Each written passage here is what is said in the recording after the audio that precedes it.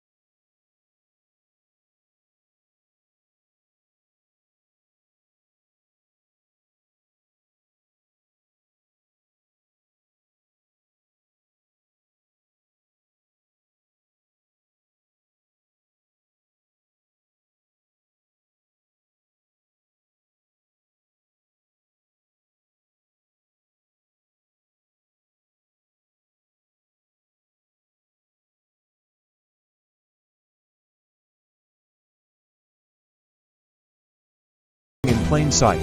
Section 3. The biggest secret is right on the surface. Okay, so we've explored the hidden layers, the deep and the dark web, but here's the twist. The biggest secret, the one that impacts you every single day, isn't lurking in some shadowy corner of the web.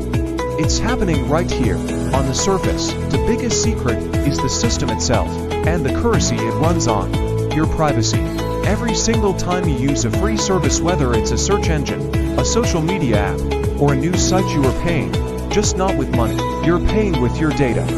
Every search you type, every article you click, every photo you like, every place you go with your phone in your pocket, it's all a data point. This information gets vacuumed up, compiled, and analyzed to build an unbelievably detailed profile of who you are. I'm not just talking about your age and where you live. I mean your interests, your politics, your habits, your relationships, your fears, your desires, all of it. This massive collection of personal data is what fuels the modern internet. It's used to sell you hyper-targeted ads, sure, but it's also used to feed algorithms that are designed to figure out exactly what to show you to keep you angry, or happy, or just scrolling for as long as possible. And it doesn't stop there. These data profiles are often anonymized and sold to data brokers, companies you've never even heard of, who then sell them to other businesses, political campaigns, or anyone who wants to buy insight into how we think and behave. Did you know there's a multi-billion-dollar industry built entirely on buying and selling your digital ghost? It's all happening behind the scenes, governed by those terms of service agreements that are so long nobody ever reads them. That's the deal we've all made. We get convenience and connection, and in exchange, we live under constant, pervasive surveillance. You aren't the customer for these free platforms, you are the product being sold, and that's a secret hiding in plain sight. Section 4. The invisible hand shaping our world. The system of data collection does more than just try to sell you a new pair of sneakers. It's having a deep, and often invisible, effect on our world. Yes, the internet has changed everything. It's given a voice to people who never had one, and put incredible amounts of information within anyone's reach. But the algorithms deciding what you see are not neutral. They are designed for one thing: engagement. And it turns out, the most engaging content is often the most outrageous, the most divisive, or the most emotionally charged. This creates the echo chambers and filter bubbles we hear so much about. You get shown things that confirm what you already believe, which makes it harder and harder to understand why anyone would think differently. It's what drives us further apart into our own little bubbles. Beyond that, the very structure of the internet exposes us to real psychological risks, like cyberbullying and sophisticated manipulation on a scale we've never seen before. And the culture itself, it's become a massive force for global change. Memes, viral challenges, and online movements can shape everything from pop music to presidential elections. Ideas flash across the world in an instant, creating a new kind of global language. But it also makes it almost impossible to know where these ideas came from or who benefits from them spreading. And in this world that feels so permanent, here's one last hidden truth. So much of it is incredibly fragile. Platforms and websites rise and fall, and when they disappear, they take huge chunks of our cultural history and personal data with them. The digital world feels like it will last forever, but a lot of what we create online is at risk of being lost. Like a library with no plan to preserve its books.